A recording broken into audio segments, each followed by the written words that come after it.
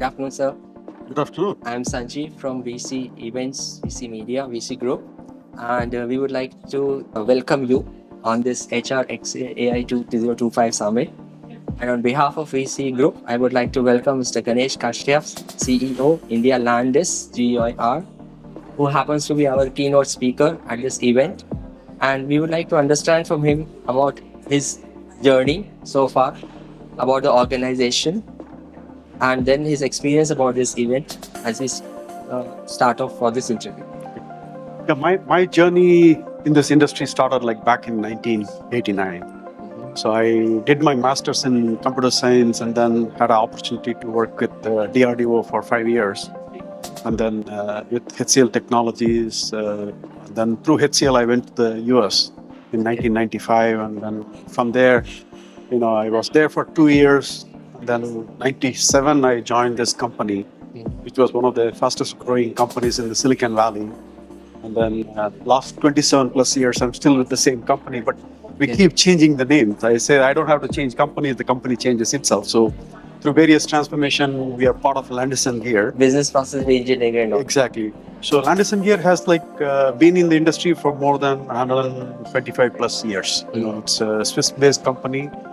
Then it's Rolex of metering. It started as a metering company where we used to manufacture analog meters, and then it evolved as a metering company building solutions. Now it's a solutions company that builds meters. So what we do is we build end-to-end utility IoT solutions. That basically covers all the way from edge devices, which is meters, sensors, and others. We call that all the smart metering as a one tenant. Then we build smart infrastructure, and then we also build grid edge intelligence, which basically going all the way from edge to enterprise. So that's basically what Landis+Gyr does. I am responsible for the India business and also the global capability center here in India, which is supporting about 60% of the R&D workforce for Landis+Gyr.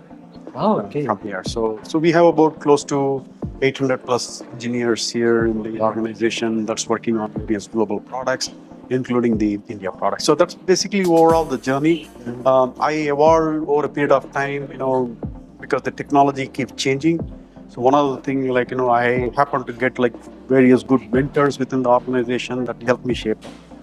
So for me, technology is one of the crutches. It's about mindset of how you mold, adapt, and look at the things in a different context. That's the evolution that we went through, and that's what is helping me to be from play various roles within the organization. So when technology being the pivot point, it's now ensuring that technology moves the company in the right direction. That's exactly. See, at the end of the day, technology is an enabler. You need to have strong, concepts and business models, right? So that the technology can help solve the problem. Technology alone in isolation. Right. Managing the technology with the right people and then putting the processes through technology is one of the major challenges I believe that you must have been facing so far. Absolutely. That's correct. Now, coming back to the another query that I have, or the question that I have is, how do you see AI, blockchain, and digital transformation reshaping HR in the next 5 years?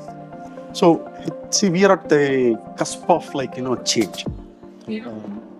I was talking in my keynote too in terms of how the change happened, over centuries and then the decades. The steep change after the last 2 decades, if you look at it, it's like a hockey stick. It's evolving so fast, so dramatically, with AI coming in there, quantum computing coming in there, other digital technologies coming in there. So HR, the context of HR is also has evolved.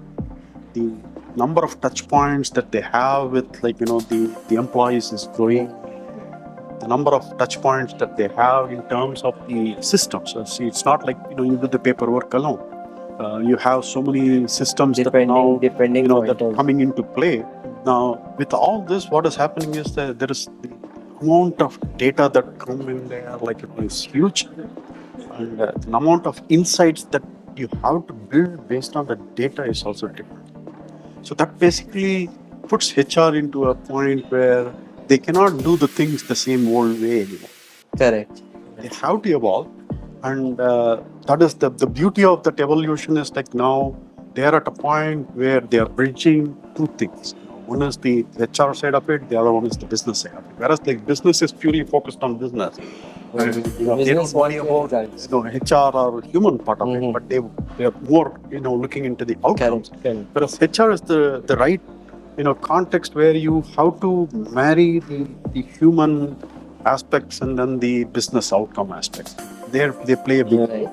And the next 5 years, I see that they go through a lot of this dramatic change in terms of bringing newer ways of doing things. Again, I'm not being prescriptive in terms of what that newer way is. Like, it could be in an area of like how I can bring employee motivation, or how I can improve by looking into the various parameters and what is happening, the processes. how I can take things to the next levels by building certain models that will help them do things better. So there are a lot of touch points where I think the world is evolving. There are a lot of I would say startups coming into the ecosystem, like that is trying to build platforms in terms of like how all of these things will play out. I think it is more of like how HR can catch up with these things, find out what is the right fit for them, and then pick up one or two simple use cases. When I say simple, like more viable use cases, and then start like digging deep and making sure that like they bring that business outcome along with that. So doesn't that make HR to be more technology vigilant? They have to be very technology vigilant. See, that is one of the things there. Like the HR well is looking into the human aspects of it. They have to really start looking into the external context to see that like what has happened. That's where like that evolution happens. So think of it like I will give you an example. Like early days when people were like doing the payments, they were using cash. Right. Correct. Last 3, 4, 5 years, look at the transformation this country has gone through in terms of the digital currency transaction. Right. Now, a common man who used to carry cash and used to like count cash, right, has to now app savvy. Now, whether they are educated or not doesn't matter. Right, they now, need to use it. They became awareness, increased, and they became savvy in terms of how to use the application. You touch button, how do I do the payments? So that is more of like the tectonic shift that happened in a common man level in terms of using a technology, right? It's awareness and using a technology in the right way. So the same way, I think HR is savvy, but this context change will help them to be more like technology savvy. And how do you bring a technology aspect in terms of a transaction that they have to do, which is basically like bridging the gap between humans and the business. People management and management. Exactly. That is now the different role that now HR is continuously being, I would say, pushed into. I mean, so we would say that today HR could become one of those key departments or a vertical, or maybe say as a BU or a business unit which has to strive on various parameters to ensure that organization grows. So that challenge was not there when actually initially when we had HR department or the so-called admin department that used to be there. But now it has to be total synopsis of everything that goes around in the world has to be with HR as some input or some technical information. Absolutely. See, you cannot separate like AI without humans. Right. At the end of the day, AI is there to serve the. So that's a very tough going actually. Yes. Always on your toes. Absolutely. Right. Now another question that I had was with respect to the experience that you have in this event actually. What has been your experience in this event? So see, I really like to thank HRxAI forum and also Arun and your organization provide a platform where we have the I would say some of the top HR and other CXO minds here. It's very invigorating when I look at these people and they are all wanting to implement that change, wanting to evolve into the next level, and they are hungry and they are eager. So this event, especially, I feel like it's a good platform, in my opinion. Like when I look at all the people coming in from various aspects of industry, academia, and within the industry itself, like various segments within the HR and the business side of it, I feel I think this platform is evolving. I would say it's tremendously evolving, and then trying to address one of the most important aspects of because a lot of times when people talk about AI, they talk about AI in terms of industry context, like business context, and all that stuff. And solving that problem in the HR context is very, very important. And I feel like and that is critical, because at the end of the day, you don't want to do things and in isolation. So bringing the people along with that, and that's where I feel like this whole forum is like really, really important, and I think a great event so far. With the number of people attending in there, it's amazing. In terms of how it's been put together. And how do you foster the culture of innovation within HR while implementing AI and digital tools? It's a very important question, because innovation is something doesn't have to happen in a big bang way. I mean, I call this you get most value. Small steps would when make you results. do incremental innovation, small things. So what you have to do is again, it's nothing you don't have to go out of the way, but you need to be reflective upon what you're doing, and then see whether I can do it in a better way.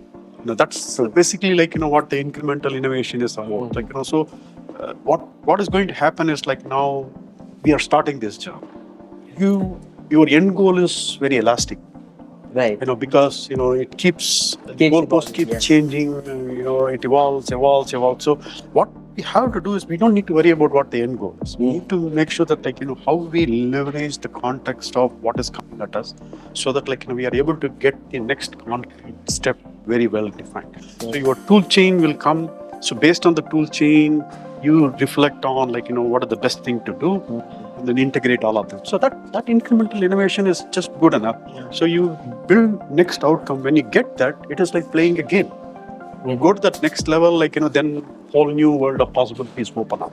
So then you play with the dynamics of those other additional parameters that come in once you reach that level, and then again that will enable you to get to that next level. So all we have to do is don't worry about the outcome at the larger level, but focus on the incremental innovation, how you can make things better with what you have in a forward-looking way. That's how they can become more innovative. Right. With that input from you, I would like to thank you for your precious time, and thank you for gracing this occasion of participating in the event.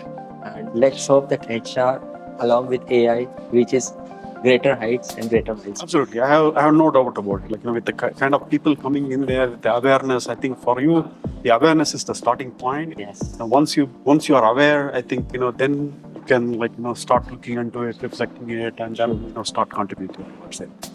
So thank you. Thank you so much, sir. Thank you so much.